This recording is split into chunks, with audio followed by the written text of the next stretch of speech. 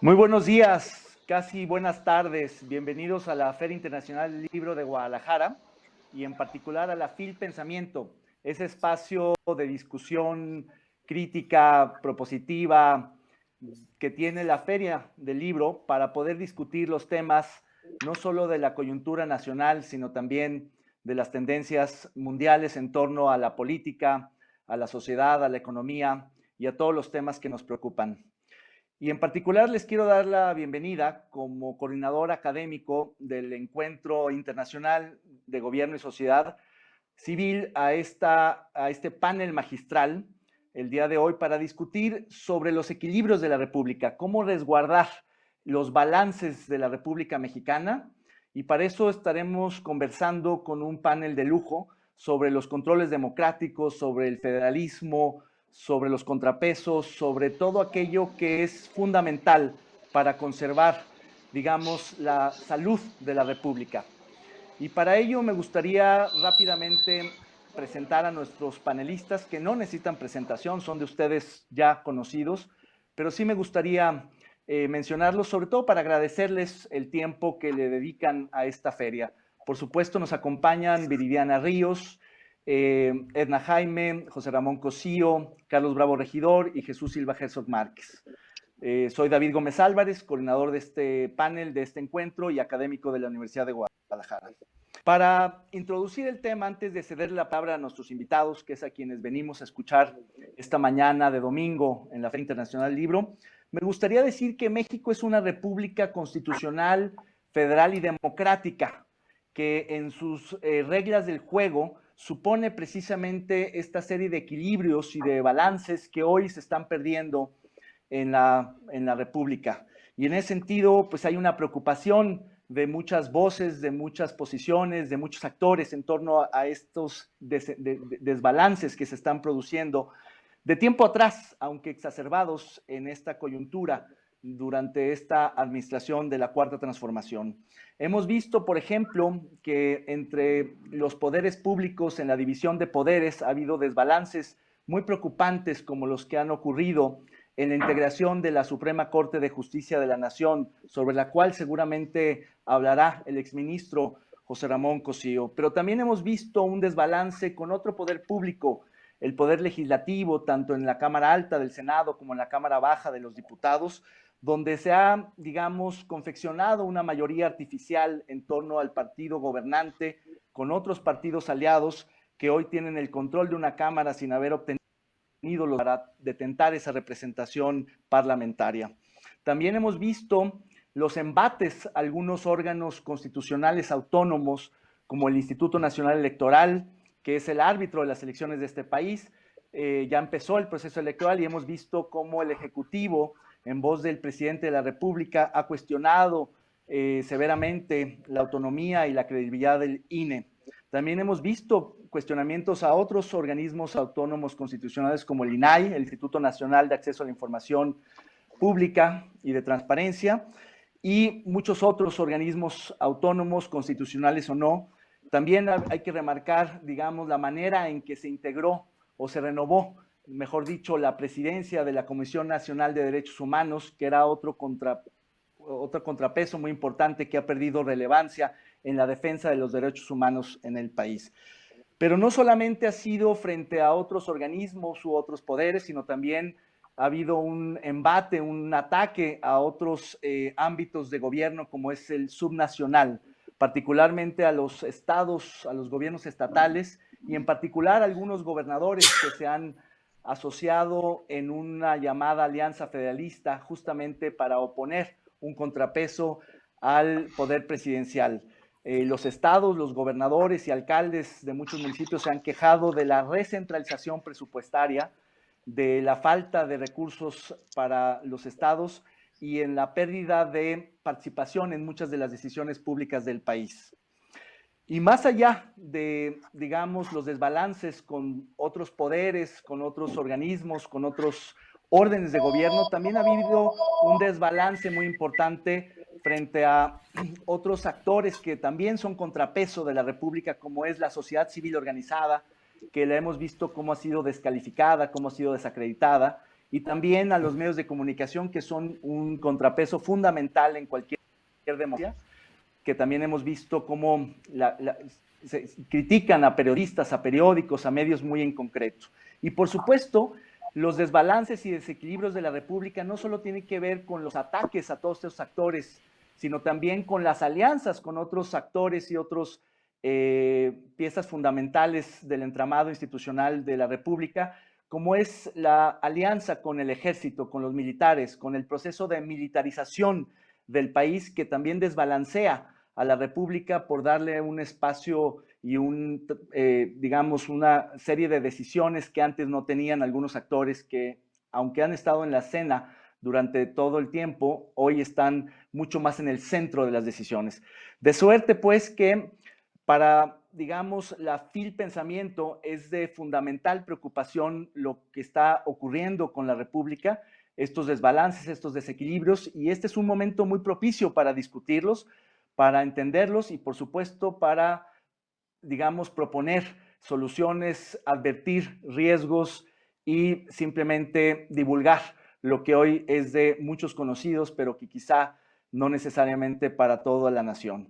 Y en ese sentido, pues les doy las gracias a los colegas de distintas universidades, de distintas instituciones que acompañan para discutir este tema. Así que para abrir esta discusión, le pediría a Jesús Silva Herzog Márquez que nos ayude con una visión panorámica de lo que él ve en el país, de las amenazas a esta República Mexicana. Jesús. Muchísimas gracias, David. Qué interesante que podamos conversar sobre este asunto y estos retos de los equilibrios de la vida democrática. Y creo que haces un planteamiento que es muy, muy sugerente e identificas los desafíos puntuales muy recientes de la nueva administración para preservar estos equilibrios y para conservar, decías, la salud de la República. Pero yo tengo la impresión, David, que nos quedaríamos un poco cortos si hacemos la reflexión sobre los equilibrios democráticos, si empezamos en diciembre del 2018 e identificamos como amenazas solamente las que se han presentado de la nueva administración para este día. Yo creo que lo que estamos viendo es la segunda deformación democrática en la corta vida de los equilibrios en el país. Y creo que no podemos nosotros hacer una reflexión que sea equilibrada si no nos damos cuenta que esta es la segunda degeneración democrática desde la fundación del pluralismo institucionalizado en el país. Porque creo que corremos el peligro, David, de que identifiquemos en este lenguaje de las amenazas a la democracia como las amenazas de este momento populista de la política mexicana, desde una perspectiva que terminaría siendo melancólica, que terminaría siendo la idea de idealizar lo que teníamos en noviembre del 2018 como si ese fuera el ejemplo de la salud republicana, y no lo fue. En ese sentido, en este momento estamos viviendo, desde luego que un embate para los equilibrios, de un signo contrario, pero tan perverso como él que era en la deformación democrática del giro de la tecnocracia política que dominaba el horizonte mexicano desde la transición. Y en ese sentido, creo que tenemos que buscar esta evaluación mesurada de lo que tenemos en este momento, de los desafíos que enfrentamos en este momento y de los precedentes, el lugar de donde veníamos que está siendo atacado por una respuesta, digamos, en sentido contrario, pero en muchos sentidos que tiene la misma equivalencia, que tiene una equivalencia con el régimen que se trata de reemplazar. Absolutamente, sería injusto fantasear con la idea de regresar a una república que no era lo que esperábamos. El viejo régimen no es a lo que aspiramos, pero efectivamente hay que hacer un balance, hay que hacer equilibrios en el análisis para justamente criticar lo malo que fue el régimen pasado, pero también lo malo que está haciendo el actual. Carlos Bravo, regidor, ¿tú cómo ves el panorama de los desequilibrios? Bueno, primero que nada, muchas gracias, David, por la invitación. Es un placer estar aquí en la FIL y además un honor compartir el panel con colegas y amigos. Mira, de entrada, yo incluso diría que yo no estoy seguro de que realmente habitemos un nuevo régimen y que digamos, que uno de los peligros que enfrentemos en esta discusión sea una nostalgia por un antiguo régimen, porque me parece que justamente estamos, digamos, sobre todo cuando estamos hablando de estos temas, hay ciertas continuidades y muchas cosas que están pasando ahorita que difícilmente podemos entender si no las analizamos a la luz de una continuidad mucho más larga, ¿no? Me gusta más la idea de sucesivas deformaciones, sucesivas deformaciones en el proceso de democratización. Y me gustaría, digamos, enfocar la lente en particular en el tema del federalismo, del ámbito subnacional o incluso diría de la figura de los gobernadores, solamente para tratar de ilustrar digamos, dentro de este amplio repertorio de temas posibles, una de esas como de esos desarrollos o de esas evoluciones o de esas sucesivas deformaciones democráticas como las que estaba anotando Chucho. Yo recuerdo muy bien que en la década de los 80, principios de los 90, la política local o el ámbito subnacional constituía quizás una de las principales promesas del cambio democrático, ¿no? No solamente porque primero a nivel municipal y luego a nivel de gubernaturas y de legislaturas de los estados, ahí empezó a darse un cambio muy importante, que fue el cambio en la representación política, en la inyección de pluralismo en los órganos de representación y luego de decisión ejecutiva. E incluso recuerdo aquella hipótesis, me parece que era de Alonso Lujambio, de que la democratización mexicana sería un proceso que se movería de la periferia hacia el centro, ¿no? Finalmente, cuando el PAN logró ganar la presidencia de la República en el 2000, pues ya había ganado gubernaturas, había ganado antes congresos locales, había ganado municipios, ¿no? Y es curioso porque en esa promesa democrática que constituyó la política local o el ámbito subnacional, pues de pronto fue de alguna manera degenerando. Y los gobernadores en particular, como un actor político, digamos, novedoso del proceso de democratización, pasaron de ser esa promesa a convertirse de alguna manera como en una amenaza, en una aberración. Y la política local pasó de ser, de alguna manera, ese ámbito desde el cual se iba a relegitimar la política y se iba a inyectar pluralismo, a convertirse en un ámbito a medio camino de pronto como entre la anarquía o el abuso, ¿no? Recordemos también que los gobernadores adquirieron mucho poder como consecuencia del proceso de democratización, porque también se convirtieron en operadores políticos a nivel sobre todo del poder legislativo federal.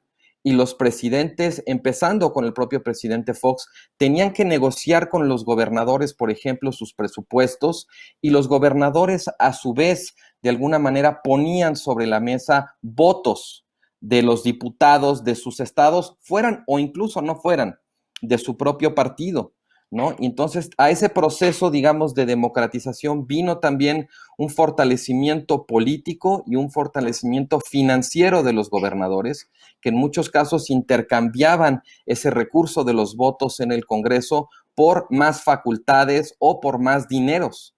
Y digamos, ahí hay algo extraño porque en estricto sentido, digamos, el papel de los gobernadores o el papel del federalismo en general, pues sí tiene un aspecto en cierto sentido de una suerte como de contrapeso vertical frente al poder federal, pero también no deja de ser un nivel de gobierno y de tener una dimensión administrativa, donde finalmente lo que se hace es repartir poderes para descargar un poco responsabilidades, y también en el supuesto de que los poderes que están más cercanos a la vida cotidiana de la población, pues también tienen un papel que jugar.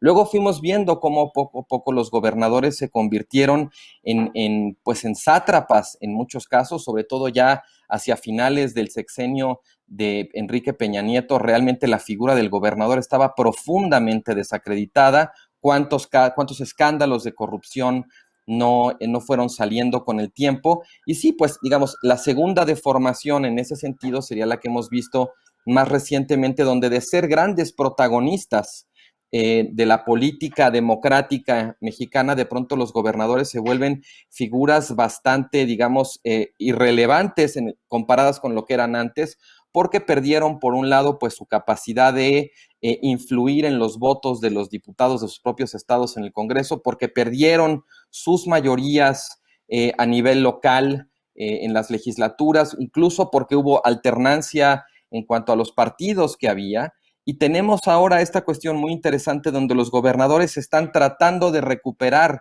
un cierto protagonismo perdido, pero el marco normativo de alguna manera pues no da en muchos sentidos, o ellos mismos están de alguna manera como en dilemas políticos. El caso fiscal es muy evidente, ¿no? Los gobernadores están pidiendo más presupuesto, pero tienen facultades fiscales que deciden no utilizar para no pagar el costo político. Entonces, digamos, lo que me interesaba aquí en esta primera intervención era poner un poco más, pues plantearlo con más detalle, esta historia, digamos, de las deformaciones democráticas en el caso concreto del federalismo y en torno a la figura específica del gobernador, que como podemos ver, pues pasó de ser una promesa, después a ser una aberración, y después a este papel ahora donde están tratando, se volvieron un poco irrelevantes y están tratando de recuperar relevancia, ¿no?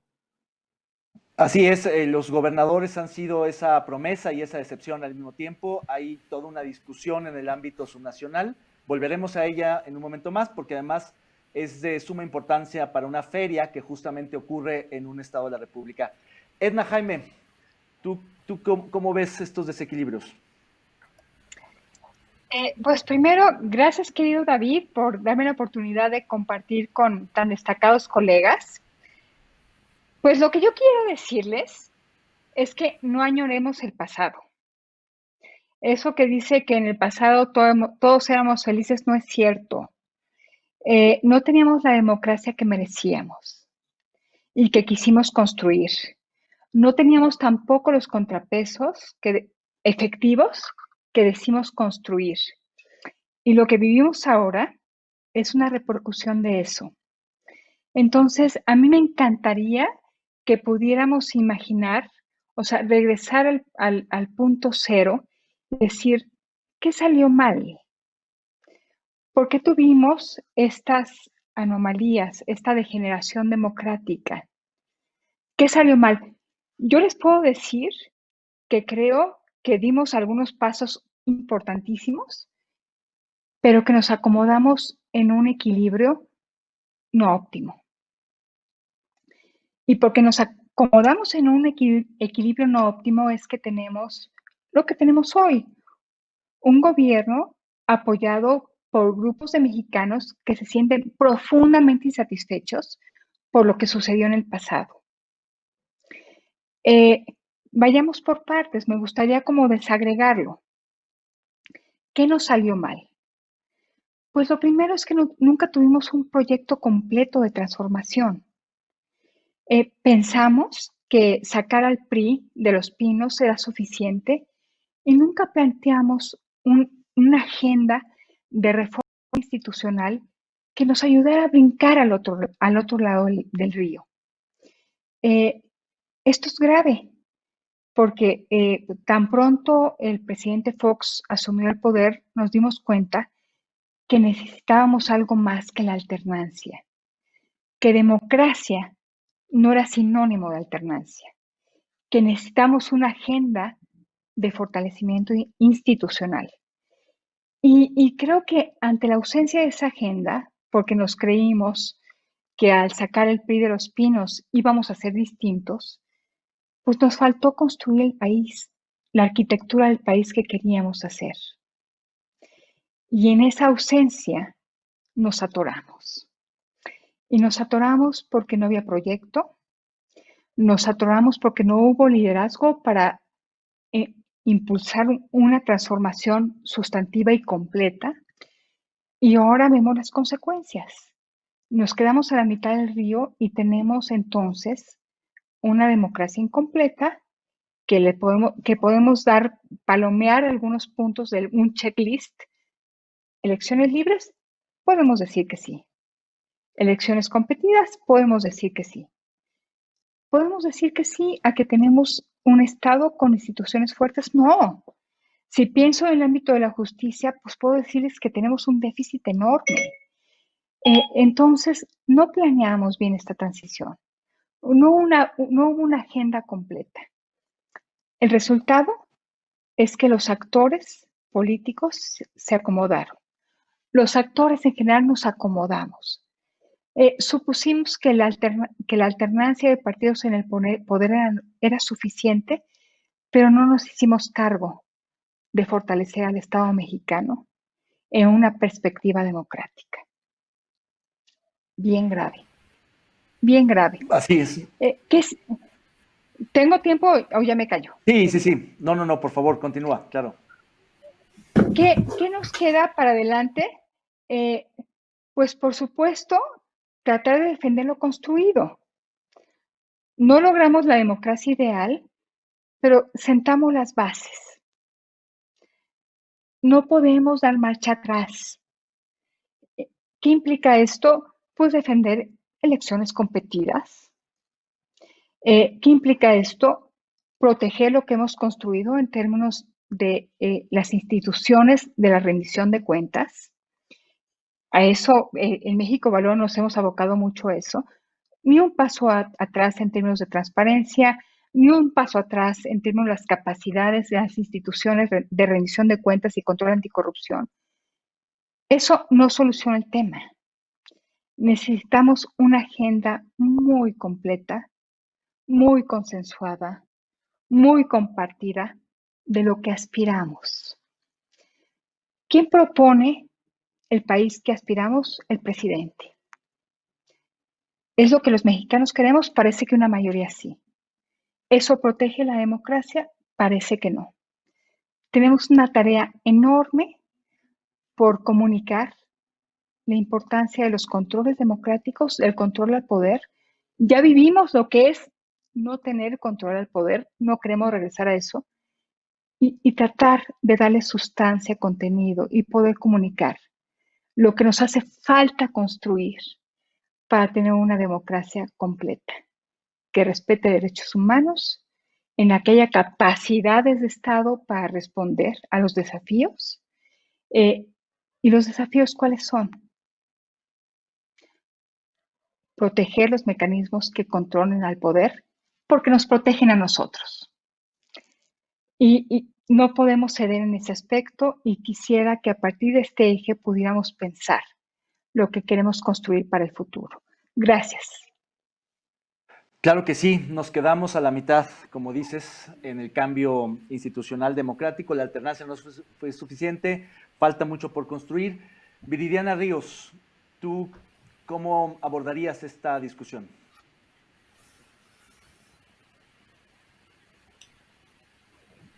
Bueno, muchísimas gracias, David, por organizar este encuentro. Les agradezco muchísimo a mis colegas de panel. Quiero hablar un poco de lo que yo llamo la deformación profesional de los analistas políticos mexicanos. Y con esto me refiero a que todos, la gran mayoría de los analistas políticos mexicanos, nacimos con unos lentes puestos que se llaman analizar la realidad mexicana con base en los 70 años de PRI. Entonces, todo lo queremos ver, y creo que eso es un poco un problema, todo lo queremos ver como una suerte de PRI, de priismo o relacionado con el PRI. Y esto creo que nos lleva a cometer muchos errores en la interpretación de lo que es un contrapeso, de lo que es una democracia y también de lo que es una mayoría. Creo que hay tres grandes errores, bueno, no, quizá no llamarlos errores, quizá simplemente creo que hay tres aspectos sobre los cuales debemos meditar. El primero es si debemos o no confundir una mayoría con un autoritarismo. Y creo que esto viene mucho del PRI, en donde pues se percibía que cualquier mayoría priista creada a partir de fraudes electorales era inmediatamente un sinónimo de autoritarismo. Creo que no es así. Y creo que el hecho de que tengamos esta fobia a las mayorías hace que pues también tengamos una fobia a veces a la misma democracia. Es democrático que una mayoría pues tenga control sobre el Congreso, cambie la Constitución. Esa es digamos que las reglas del juego. No, nos puede no gustar quién ganó, pero esa es la regla del juego. Segundo, creo que tendemos mucho a confundir, y creo que también esto lo tocaba muy bien Edna, lo que es alternancia y lo que es democracia. Creo que crecimos pensando que la alternancia era el fin último de la democracia y pues su consolidación, cuando en realidad la democracia debería ser un gobierno que responde a los intereses de las personas. Entonces, actualmente pues tenemos mucha alternancia, pero no tenemos realmente un gobierno democrático que responda a los intereses de la población. Y finalmente, mi tercer punto es que creo que a veces también confundimos la inmutabilidad institucional con los contrapesos. ¿A qué me refiero? Yo creo que está bien cuestionar a las instituciones autónomas. Creo que las instituciones autónomas no fueron creadas para no ser cuestionadas. Fueron creadas para operar con autonomía, pero no por ello para no ser cambiadas, no por ello para no ser mejoradas. De hecho, muchos de los cuestionamientos que se pudieran hacer a las instituciones autónomas podrían ser para mejorarlos. Mi ejemplo favorito es la Comisión Federal de Competencia, que yo creo que es una de las instituciones que México necesita más.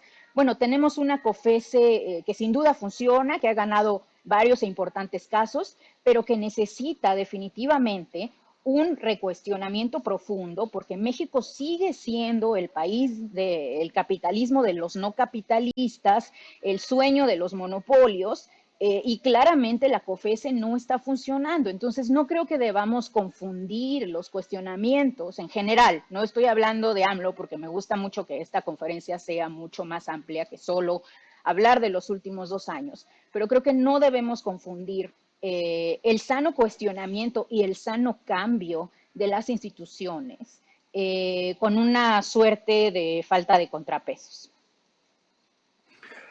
Excelente. Me gusta mucho el planteamiento que haces, Viri, de cuestionar a los propios analistas, que son en sí mismos actores también, en términos de cómo generan y construyen opinión pública, cómo inciden en las decisiones políticas, etcétera.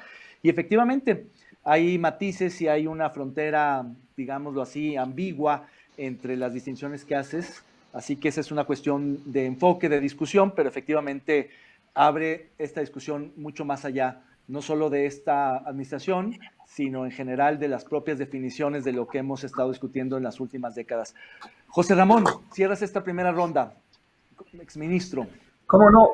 Miren, muchas gracias por la invitación. Estando de acuerdo con ustedes en que hay fenómenos que tienen una larga data, una larga historia, yo sí quisiera que también nos diéramos cuenta de los fenómenos que están sucediendo en este tiempo presente, porque de que esté mal el sistema federal históricamente, cosa que coincido con Carlos, o que esté mal la COFESE en algunos de sus elementos, no quiere decir que lo que estamos viendo hoy sea simple y sencillamente la inercia de esos fenómenos.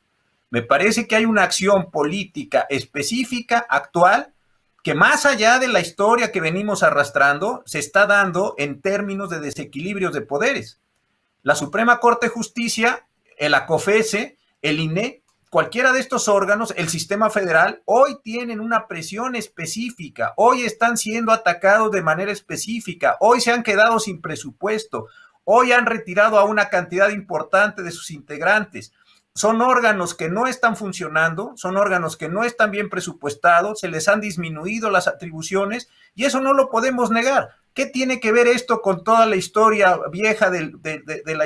Pues unas cosas sí están ahí y no puedo dejar de reconocerlo, como lo puso Jesús Silva Herzog desde su primera intervención. Pero también me parece que no podemos decir, miren ustedes, todo lo que está pasando es la larga historia, la genealogía, la génesis nacional de siempre. Hoy están pasando fenómenos muy graves en materia de equilibrio de poderes, de división de poderes, que tienen su propia y particular lógica más allá de que haya pasado en el pasado. Porque eso sí me parece que también tendríamos que hacer un corte. No sé que ninguno de los que estamos en esta mesa lo estamos pensando, pero entonces prácticamente lo que nos pasa hoy es el fruto de años de no haber reflexionado, de años de no haber visto. Yo creo que hay mucho de eso, pero no todo es eso. Hay actos puntuales y específicos, no, algunos me parece que con intencionalidad, algunos me parece que ni siquiera con intencionalidad, de decir, pues quitemos a un porcentaje muy importante de lo que despreciativamente se le llama la burocracia. Yo prefiero llamarlo servicio civil y entender que son personas que están ahí para hacer cosas importantes. Quitemos los presupuestos o quitemos los fideicomisos o quitemos como si fuera. ¿Qué tiene que ver los fideicomisos con el pasado? Absolutamente nada. Entonces sí creo que es importante entender génesis, insisto, pero también entender dónde estamos en este momento y las cosas que hoy le están pasando al sistema de frenos y contrapesos. Se llama esto división de poderes, órganos constitucionales autónomos, etcétera, etcétera, etcétera. Y que tenemos que hacer críticas sobre ellos, nadie lo duda, pero la crítica no significa admitir que porque hay cosas que están mal, se pueden suprimir las funciones, las personas, los procesos, los controles. Creo que en esto debemos tener mucho cuidado, por si no parecerá que estamos en la mera deriva del pasado y que lo que está aconteciendo es una expresión natural del pasado. Yo no lo puedo ver así. Entiendo que nadie de nosotros lo ve, pero sí quiero hacer esta pequeña puntualización para que también veamos lo que está pasando actualmente frente a nosotros. Efectivamente, no es todo una cuestión inercial, sino hay, digamos, fenómenos que se han precipitado, que han surgido en esta última etapa y que sí, también están acelerando muchos cambios importantes en el régimen.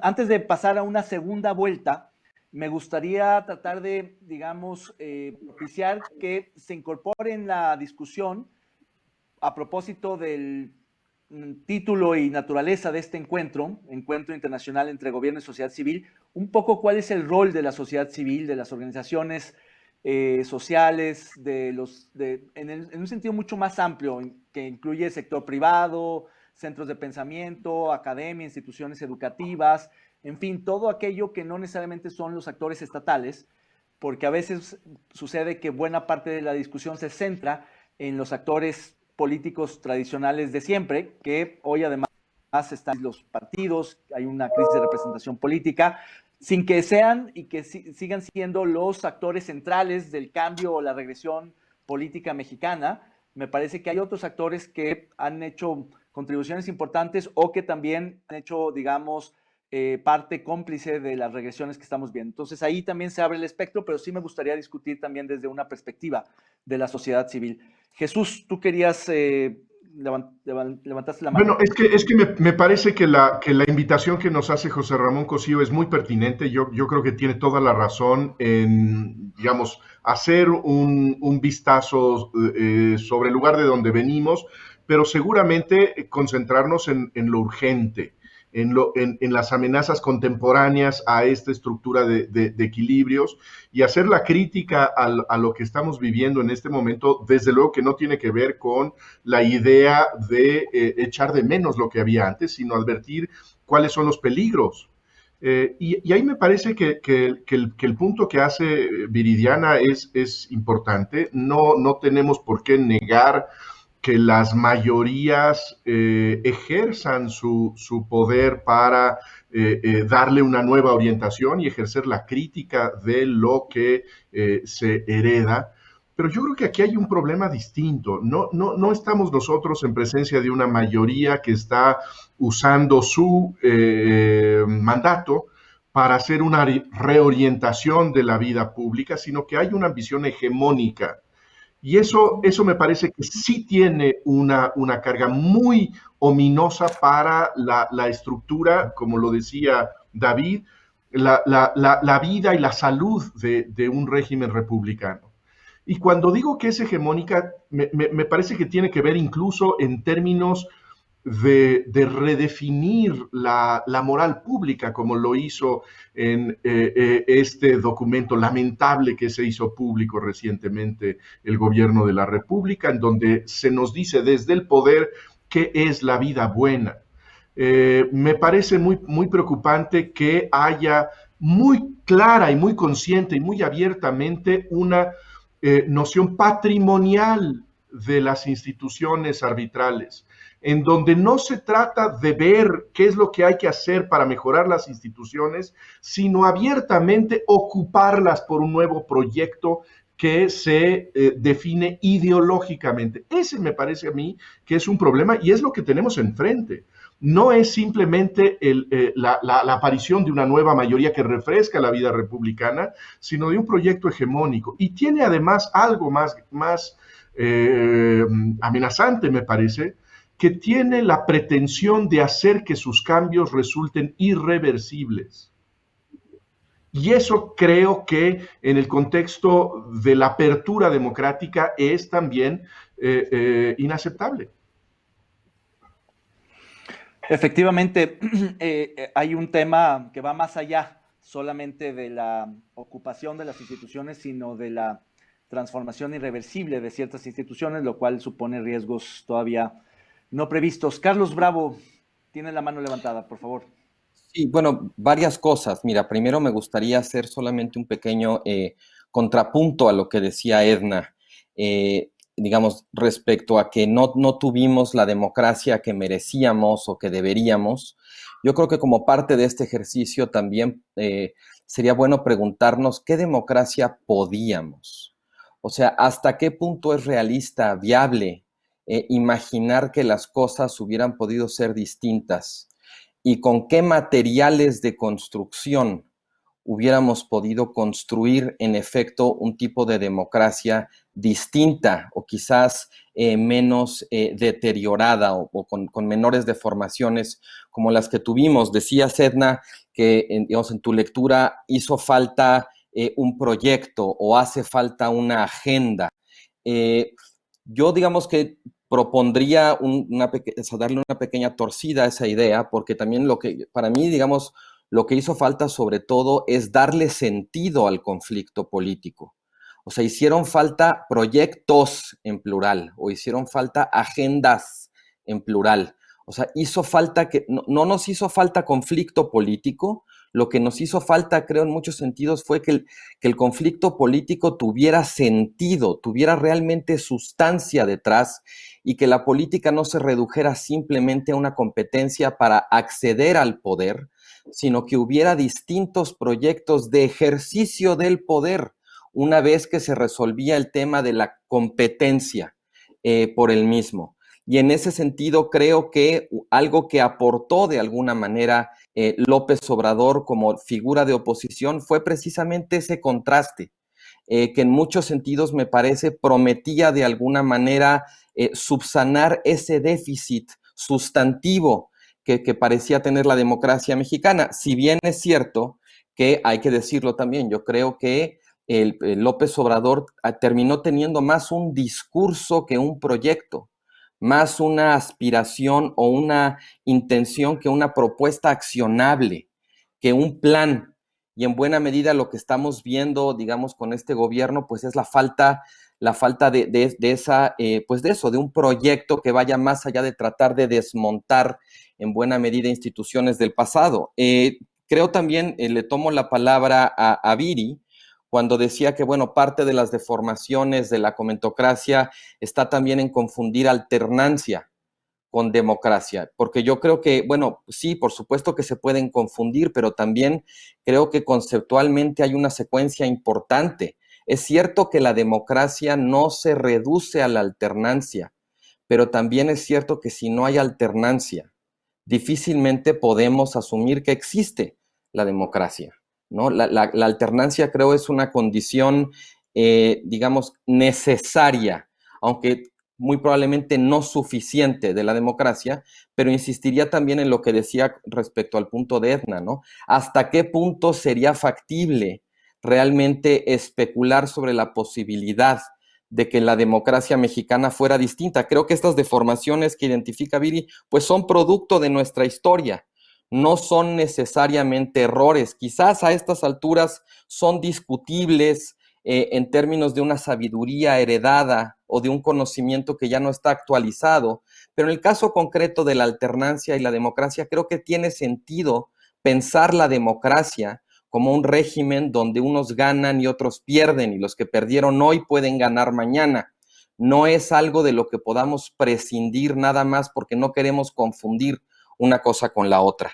Finalmente, también quisiera tomarle la palabra al ministro Cosío en lo que decía de distinguir como viejas inercias de nuevos fenómenos, y entonces, digamos, terminar con la pregunta que hacías tú, David, respecto a la sociedad civil, porque sí me parece que aquí estamos ante algo muy nuevo.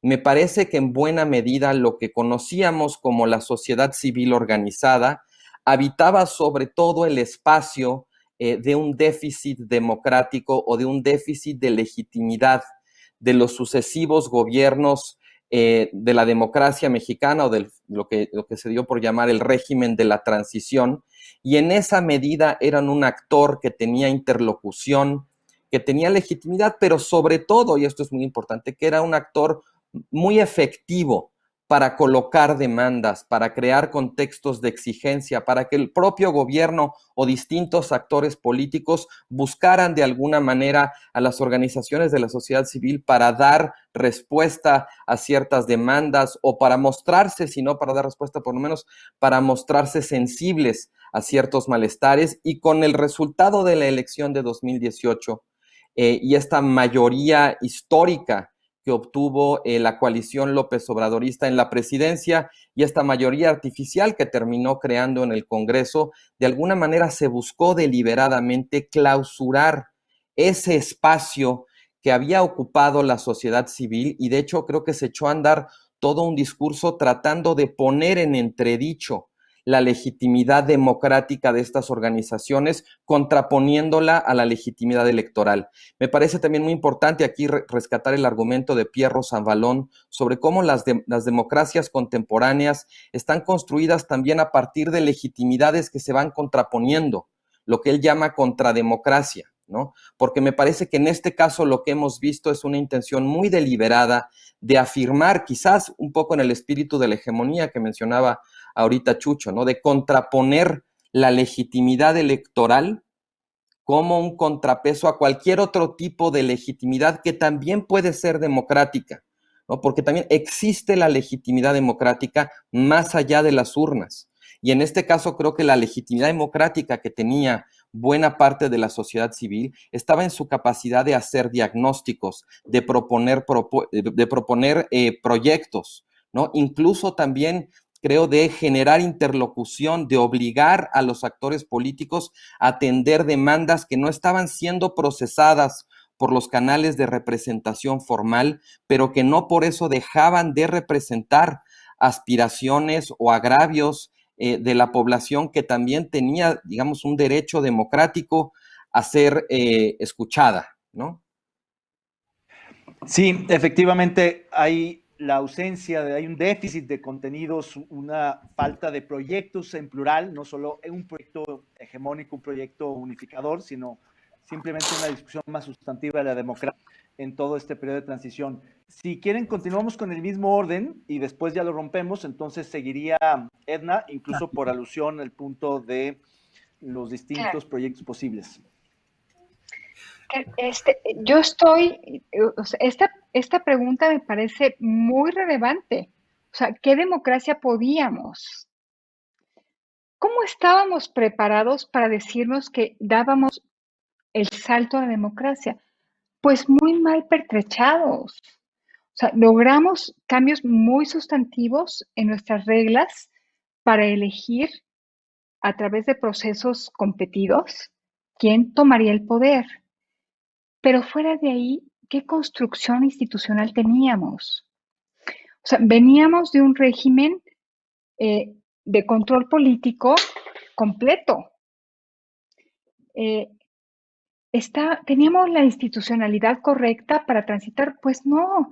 Y el problema fue que circunscribimos nuestro proceso democrático o nuestra transición a la democracia, a lo electoral, cuando implica muchas otras cosas.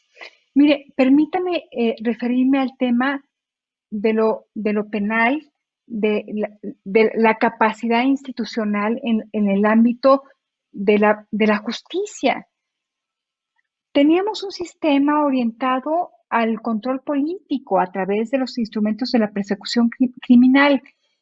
No construimos nada para transitar a la democracia en este ámbito, pero puedo decirles que así lo podemos decir en otros. En el ámbito económico, por la crisis por la que atravesamos, nos vimos obligados a generar de manera rápida instituciones como el Banco de México, como el INEGI, que le diera cierta estabilidad institucional a la toma de decisiones económicas. No lo hicimos así en otros ámbitos. Entonces, parte de la democracia que podíamos, pues tenía que partir de lo que institucionalmente teníamos construido. Y en algunos ámbitos teníamos unos rezagos enormes. Por eso hoy podemos hablar de que tenemos una democracia y que somos una economía importante en el mundo, pero tenemos un sistema de justicia lo más rezagado. Porque en este planteamiento de transformación nunca hubo una conceptualización completa. Porque, reitero, pensamos que sacar al PRI de los pinos era suficiente. No nos planteamos una agenda de construcción institucional, de generar capacidades de Estado. Entonces sí somos una democracia profundamente débil porque no tiene capacidades, por ejemplo, de investigación criminal, porque no tiene capacidades de llevar a la justicia a quienes más agreden a la sociedad, porque no tiene capacidades en lo más elemental que es la función del Estado. Entonces, ¿en qué situación estamos? En una donde tenemos un Estado profundamente débil. Transitamos de este leviatán todopoderoso, de este mecanismo de control político desde la cúspide, que lo podía todo, a algo profundamente débil. Y lo vemos en el ámbito del federalismo y la coordinación entre estados para atender problemas fundamentales, hasta justamente el ámbito de la seguridad. Porque la violencia, porque la violencia nos restrega cotidianamente, que no tenemos manera de contenerla, porque no tenemos las capacidades de Estado. Entonces, esto sí es una desviación de nuestra democracia. No supimos entenderla como un proceso complejísimo de construcción de capacidades de Estado, de capacidades que sustituyeran el control político. Una vez que éste se debilitó, nos quedó el vacío. Y la gran tarea pendiente es cómo creamos capacidades de Estado. La victoria del presidente López Obrador tiene que ver con esta falta de capacidades. En términos de justicia, en términos de seguridad, en términos de rendición de cuentas, el problema de la corrupción tiene que ver con una profunda debilidad del Estado mexicano para atender esta problemática. En el fondo estamos hablando de un Estado débil, enclenque. Y lo que tenemos como respuesta, desafortunadamente, es la pretensión de que un hombre fuerte puede sustituir la construcción de fortalezas y capacidades estatales. Si no entendemos esto, estamos condenados a tener una democracia fallida, una justicia fallida, un sistema económico fallido. Por eso creo que es de primera importancia poner en nuestra agenda la construcción de capacidades de Estado. Alguien me dijo en algún momento, me puso en un Twitter, un periodista importante, esta neoliberal ahora se preocupa por capacidades de Estado. Llevo 30 años preocupada por construir capacidades de Estado, porque creo que nada puede sustituir al Estado en ciertas funciones. Y nuestro desencanto con la democracia tiene que ver con ese déficit de capacidades que no estamos atendiendo con esta alternancia que nos promete tanto, pero nos ofrece poco. Así es, la sociedad civil es fundamental, pero las capacidades estatales son insustituibles. La construcción de un Estado fuerte es una de las asignaturas pendientes de este país. Viri, ¿tú qué dirías a esto?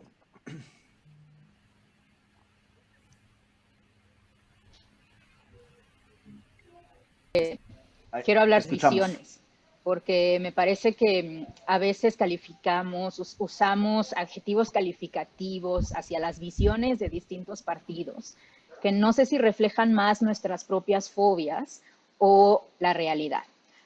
Hablamos de una visión hegemónica. Bueno, yo creo que todo partido político que ha gobernado este país en los últimos 20 años ha tenido en mayor o menor medida una visión hegemónica de qué es lo que se requiere hacer. Fox, por ejemplo, nos hablaba de que su gobierno era el gobierno de los empresarios para los empresarios. ¿Qué visión más hegemónica puede haber que el que un presidente haya decidido que iba a gobernar desde y para una sola clase económica? Veamos, por ejemplo, el peñanietismo. El Pacto por México era una visión por demás hegemónica, en donde se definían desde arriba las reformas estructurales que se requerían y se aprobaban en grupo, no sabemos si de manera corrupta o no, pero con una completa y hegemónica visión de qué era lo que el país quería. Y sin duda, López Obrador tiene su propia visión. Ahora, el problema es que todas estas visiones, pues cada quien las ve digamos que desde su propia trinchera. Entonces habrá quien vea la visión de López Obrador pues como una visión de hecho mucho más inclusiva que la que tenían partidos como Fox. Porque bueno, al menos López Obrador aprobó reformas secundarias en materia laboral que incluían a los trabajadores. Se aprobó un tratado de libre comercio en donde ya no se tuvo la visión hegemónica del cuarto de junto, que estaba integrado principalmente por grupos empresariales y no por una representatividad real ni de la sociedad civil ni del trabajador, etcétera. Entonces, digamos que mi cuestionamiento aquí es a qué vamos a llamar hegemónico y por qué vamos a llamar a una visión más hegemónica que otra. Porque al final del día lo que estamos aquí discutiendo es, y me gusta mucho cómo lo plantea Carlos, es el tipo de democracia que queremos y que podemos tener. Y yo creo que esa democracia debe tener al menos dos aspectos que no se están discutiendo suficiente en la arena pública. Uno es que se deben cobrar más impuestos porque, a ver, la capacidad estatal no sale gratis. Entonces, es muy importante que empecemos a tener una visión de dónde vamos a obtener mayores recursos para un Estado que vivía de los recursos petroleros que ya no tenemos y que no vamos a tener, aunque López Obrador piense lo contrario. Y segundo, creo que es muy importante también empezar a pisar callos de los monopolios que han concentrado la economía y que han hecho que en promedio todos los mexicanos paguemos 15% de sobreprecio por todos los productos que vendemos. Es decir, la discusión va más allá de los temas tradicionales que están sobre la agenda. Y creo que a veces la razón por la cual muchos temas no están sobre la agenda es porque precisamente pisan callos pues de gente muy poderosa y de grupos muy poderosos a los cuales todavía no estamos preparados para cuestionar. Efectivamente, son esos otros actores que también forman parte de una sociedad civil ampliada, pero que no necesariamente contribuyen a la democratización ni al fortalecimiento del Estado. Para cerrar esta última ronda, José Ramón, exministro. Sí, mira, me gustó mucho lo que planteabas, David, en términos de sociedad civil, no entendida como las organizaciones exclusivamente, que muchos de ustedes, yo, estamos en ellas, sino como el conjunto, digamos, en la oposición tradicional Estado-sociedad. Aquí me parece que hay un asunto bien interesante, y lo quiero referir a una condición, como una falta de talante democrático de muchas personas, organizaciones, ciudadanos, que dándose cuenta de que pueden ser afectados, y este me parece que es un ejercicio normal de cualquier persona, coincido con Viridiana en el sentido de que se están afectando a las personas, pero las personas no están respondiendo a lo que ellos legítimamente pueden considerar una afectación, en la forma de promover amparos, en la forma de constituir a las cámaras como interlocutores más sólidos. Es decir, hay como una especie, en este momento, yo me estoy refiriendo a este momento, de una como pérdida de organicidad, si cabe esta expresión, en la propia sociedad. Uno lee cuestiones, digamos, que pueden afectar a unos o a otros, no me estoy refiriendo si son buenas, malas, si se están pisando no callos, pero ¿por qué no hay una sociedad que es bastante pasiva a cuestiones que, colocándose uno en su punto de vista, y no estoy diciendo que su punto de vista sea necesariamente correcto, no reaccionan ante una actividad estatal que les puede ser en perjuicio? Ese me parece que es un tema súper interesante.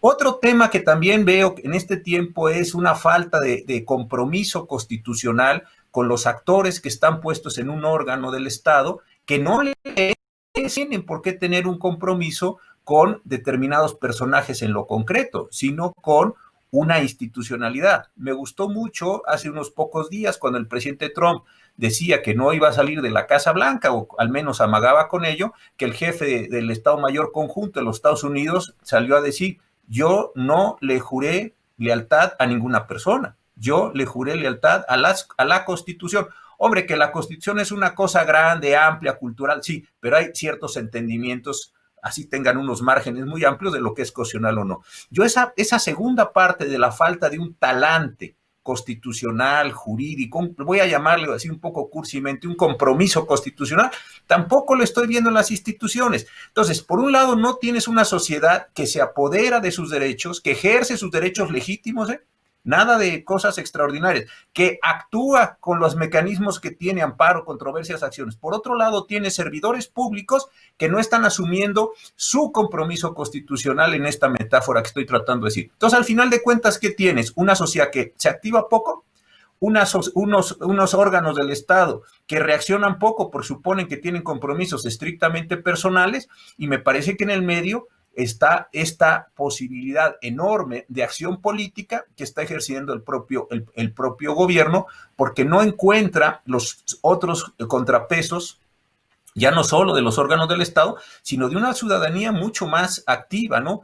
El presidente, desde luego, cuando ve estas acciones, los ataca, los señala, está haciendo una serie de cuestiones con las donatarias autorizadas, en fin, está tratando de mermar ese tejido. Puede esto parecernos bien, mal. Chucho lo califica hegemónico, Viridiana dice que le parece que todo ejercicio político. Puede ser cualquiera de las dos condiciones, pero lo que al final de cuentas sí estamos viendo es que desde el Estado se está tratando de erosionar ciertas formas, ciertas prácticas que precisamente tienen que ver con este programa de hoy, o esta mesa de hoy, que tiene que ver con los equilibrios, frenos, contrapesos, etcétera. Ahí me parece que hay un problema bien interesante que ni tiene que ver con los órganos del Estado, ni tiene que ver con la 4T, sino tiene que ver con condiciones más personales, donde me parece que se están muchos cargos públicos, muchos órganos del Estado, dejando de ejercer sus funciones constitucionales para sentirse parte del movimiento político transformador.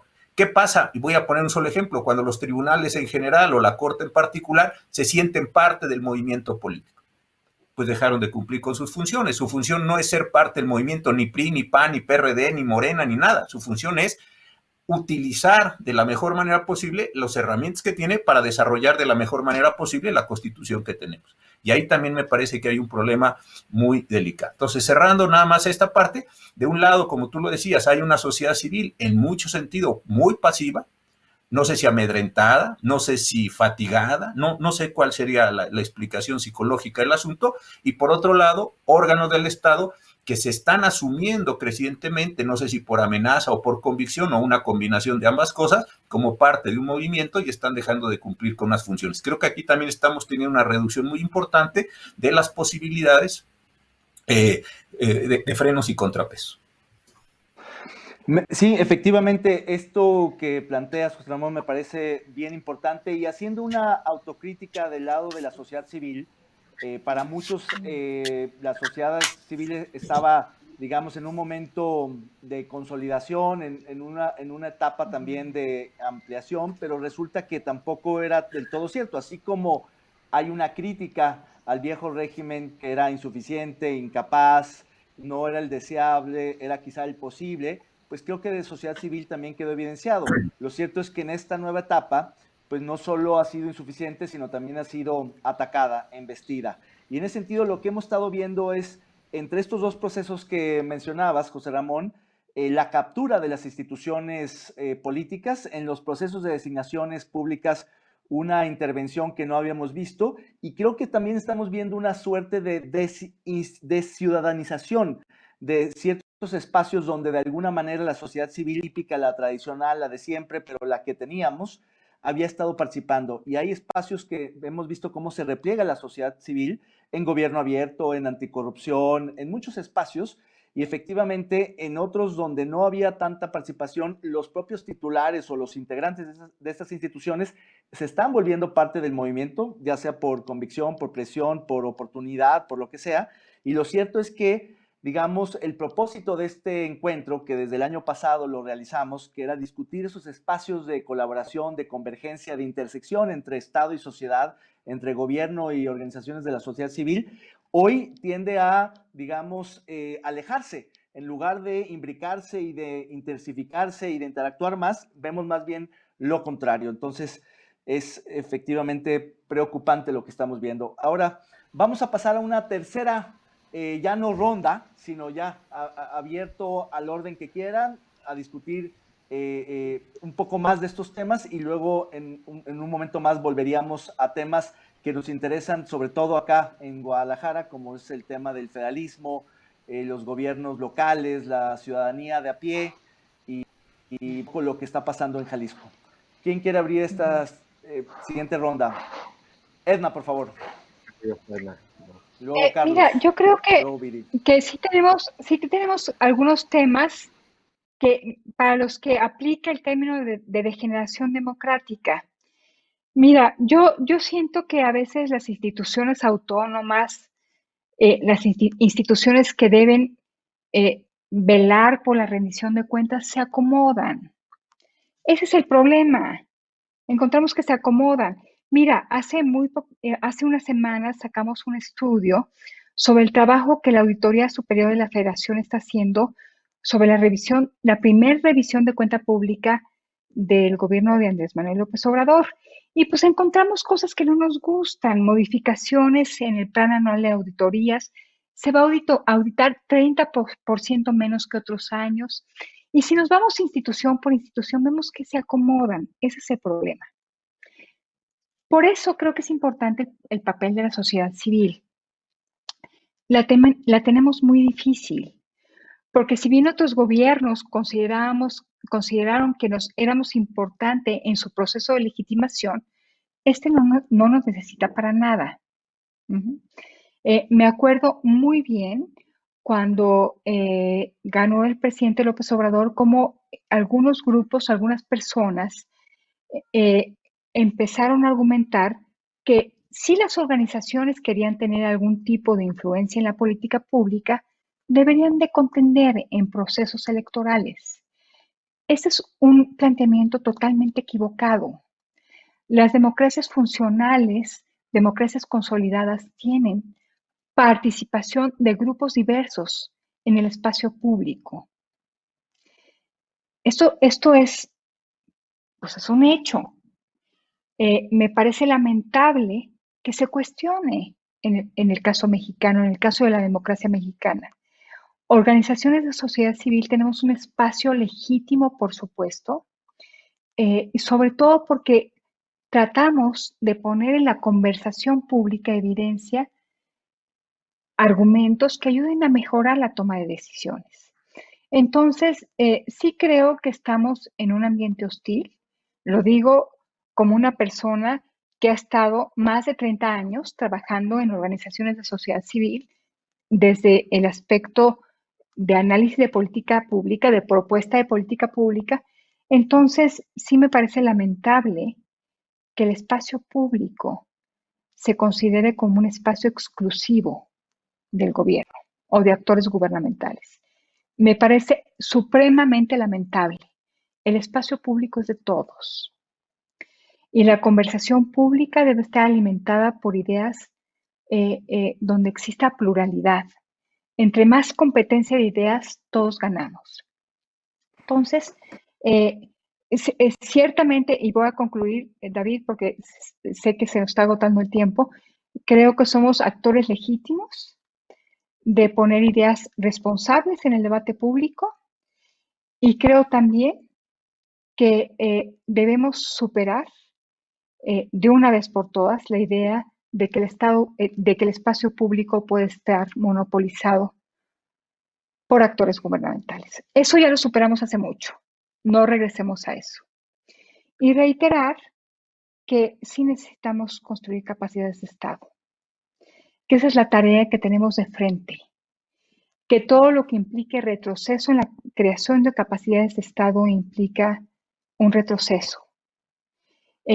Capacidades de Estado para hacer buena política pública que resuelva problemas de pobreza, capacidades de Estado para facilitar el acceso a la justicia, capacidades de Estado para resolver el problema de seguridad y en la construcción de esas capacidades de Estado creo que es importante la participación de otros actores. Descalifico, por supuesto, todo aquel planteamiento que pretenda circunscribir el espacio público a actores gubernamentales.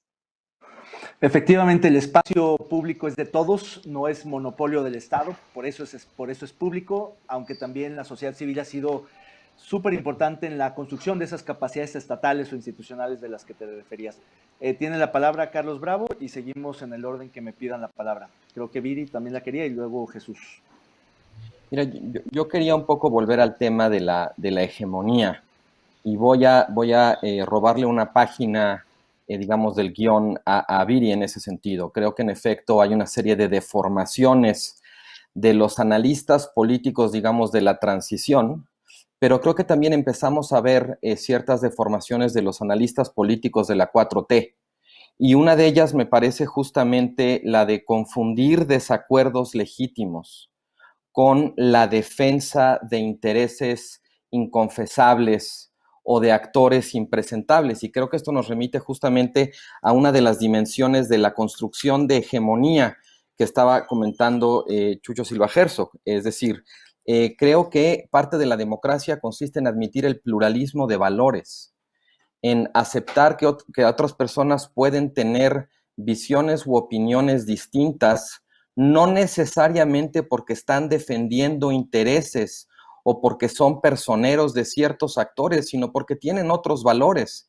Y la democracia consiste en crear un espacio habitable a pesar de esa diferencia o de ese pluralismo de valores. Y una de las características del proyecto hegemónico que en ese sentido creo que está queriendo construir el presidente López Obrador y que es distinto de las visiones políticas que hubo en otros sexenios, o incluso si queremos como seguir en la línea que decía Viri de los otros proyectos hegemónicos, está también en poner en entredicho la legitimidad de ese pluralismo de valores. Es una característica de los gobiernos populistas en cierto sentido, y uso esa categoría con mucho cuidado porque estoy consciente de los abusos a los que se ha prestado y de cuán desgastada está, pero sigo creyendo en esto, que es una característica de los gobiernos populistas ser abierta y deliberadamente antipluralistas.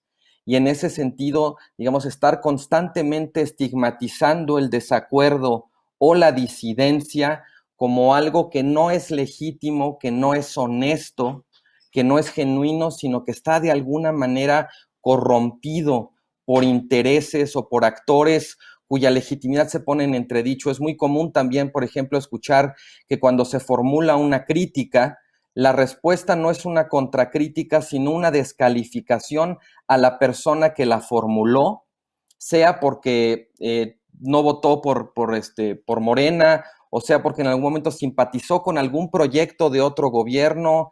En fin, o sea, a mí sí me parece esa una expresión precisamente del intento por construir una hegemonía, pues que va en contra de uno de los aspectos fundamentales de la convivencia democrática, que es la aceptación de que el desacuerdo es legítimo y de que no toda opinión tiene que ser necesariamente una forma de resistencia contra decisiones que toma el gobierno porque afectan tales o cuales intereses, ¿no?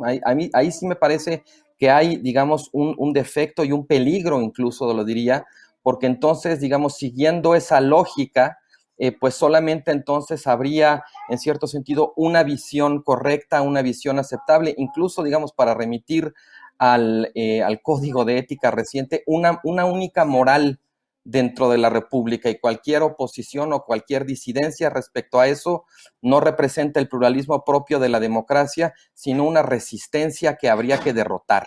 Ahí sí me parece que hay un aspecto, un flanco peligrosamente antidemocrático en el proyecto hegemónico que está de alguna manera impulsando el presidente López Obrador. De la asfixia del pluralismo mexicano, de la sociedad civil, es muy patente en este momento. No sé quién quiera continuar, quién quería hablar. Chucho, Viri, José Ramón.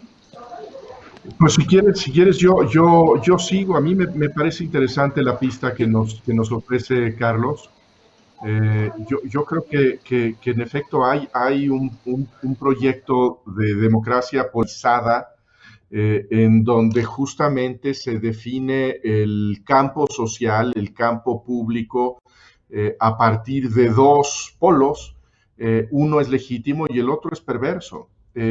Cuando estamos hablando de los equilibrios, creo que hay una gran hostilidad desde el poder público a todo aquello que cuestione las políticas, las directrices, las visiones que surgen desde el poder. Y creo yo que también es peligroso ese discurso de democracia polarizada, porque creo que puede ser contagioso, porque también desde la crítica aparece también como simplificando el debate público en términos solamente de ese antagonismo.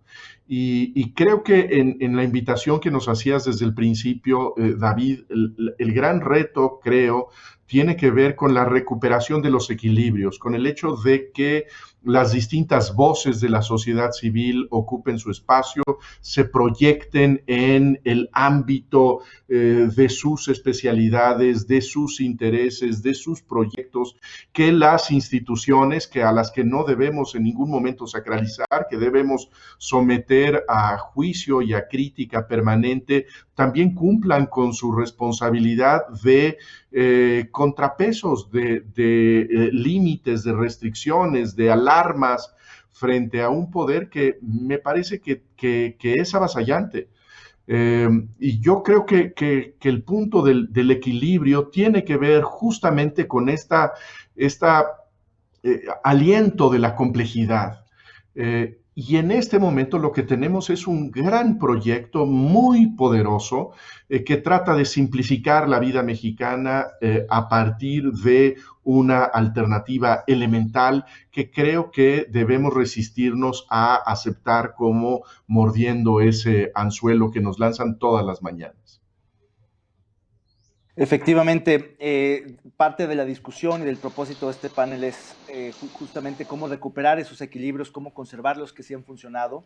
Y en ese sentido, tendríamos todavía un poquito de tiempo para una última ronda. Faltan Viri y José Ramón. ¿Quién quiere continuar?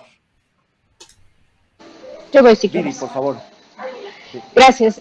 Creo que Carlos y Chucho tocan un punto muy importante, que es que esta polarización se ha vuelto un tipo de debate pues muy tóxico, ad hominem, una descalificación del vocero más que de sus ideas. Y creo que eso está, creo que sí se percibe más actualmente que antes, probablemente también debido a la democratización de las voces que han sucedido gracias a las nuevas tecnologías. Entonces, creo que muy importante no confundir la falta de polarización con el silencio, que creo que a veces también sucede mucho, ¿no? Que, bueno, recordamos este mundo anterior no polarizado sin darnos cuenta que en ese mundo anterior muchas voces estaban no siendo escuchadas por el simple hecho de que había un control más férreo de los medios de comunicación y de quién se expresaba.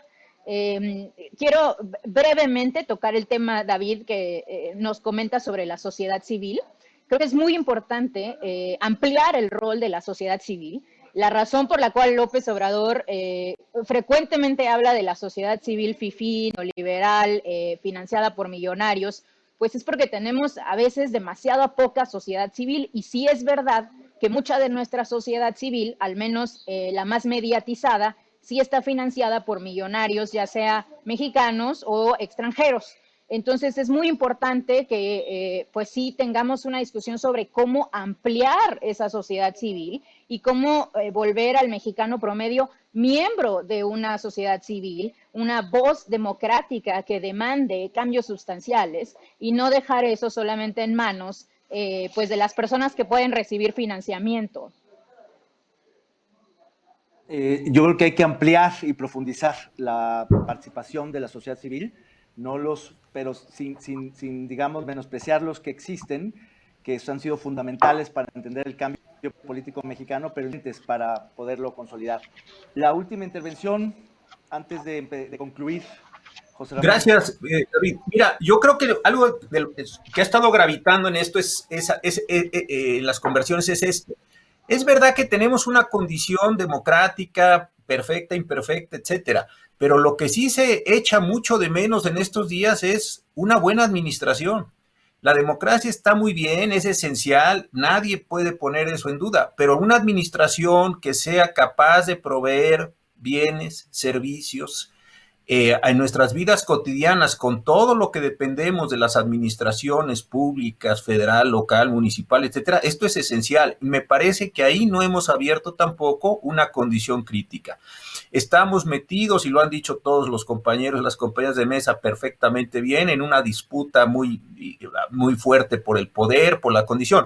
Pero sin administración no puede haber vida. Así de cursi voy a poner la frase. ¿Por qué? Porque mucho de lo que hacemos depende de la administración pública. Entonces creo que además de exigirle a la actual cuarta transformación su posibilidad de transformación en esto o en otro, también debemos exigirle una administración pública competente, eficaz, confiable, por todo lo que en la vida moderna está delegado en ellos. Y este también me parece que es un frente importantísimo. Es un frente que constituye frenos y contrapesos, desde luego que sí, es un frente que puede constituir un diálogo también, pero en esa otra parte me parece, claro, hoy está evidenciadísimo esto con pandemia, pero con pandemia o sin pandemia estamos en una condición de servicios muy depreciada, y también tiene un componente histórico, como se dijo en la primera parte de esta charla, pero creo que también ahí hay un elemento esencial. No todo es democracia, hay una parte esencial que es administración, y en esa también me parece que tenemos que poner un énfasis extraordinario. Efectivamente, con la pandemia, que hasta ahorita la mencionas, José Ramón, curiosamente el fantasma en la habitación no se había mencionado, pero ciertamente esto potenció muchas de estas dificultades por las que estamos atravesando como país. Yo quisiera cerrar diciendo que, curiosamente, para la integración de este panel en particular, no tuvimos a nadie del gobierno, analistas, académicos, intelectuales. Quizá el más cercano por su reciente jubilación es José Ramón, que estuvo como parte no del gobierno, del Estado, hay que hacer la aclaración, en un poder público, pero quien tuvo una trayectoria pública, digamos, que conoce de manera mucho más cercana y profunda la importancia de las instituciones, de esa administración que provea servicios públicos de forma cotidiana. Pero me quedo con la reflexión de la sociedad civil, que es fundamental para, digamos, replantearla y repensarla en un momento en que sí, está bajo acecho, bajo ataque, en plena descalificación, pero creo que también es una oportunidad para reflexionar cuáles fueron sus insuficiencias, sus falta de alcances en periodos pasados, para justamente abrirla, renovarla, ampliarla y buscar que participe mucho más de lleno con sus distintas legitimidades, sin pretender, por supuesto, que compita en la boleta ni que contienda por el poder. Esa no es la función de la sociedad civil, pero puede perfectamente dar el brinco en alguno de sus integrantes, algún partido o alguna fuerza política, y esa es otra historia, y eso es válido y legítimo. Pero como organización de la sociedad civil, que puede ser cualquiera de las instituciones en las que ustedes ahora participan, creo que es fundamental buscar esos espacios, recuperar esos espacios.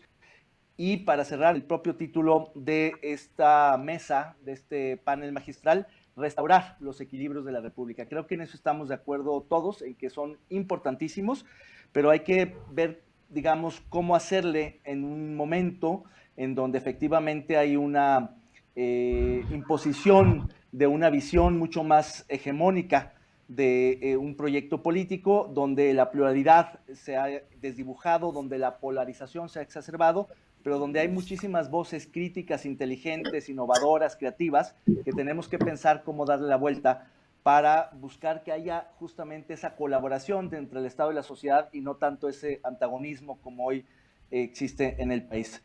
Yo les quiero dar muchísimas las gracias a todos ustedes, porque ha sido un panel extraordinario. Pues contamos con los mejores analistas, los mejores pensadores del país.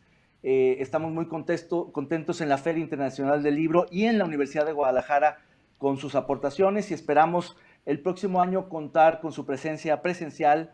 Por ahora, esperemos que nos estén viendo en la transmisión en vivo y sigan el segundo encuentro internacional de gobierno y sociedad civil. Muchas gracias a todos y hasta la próxima. Buenas tardes. Gracias, muchas gracias. Gracias.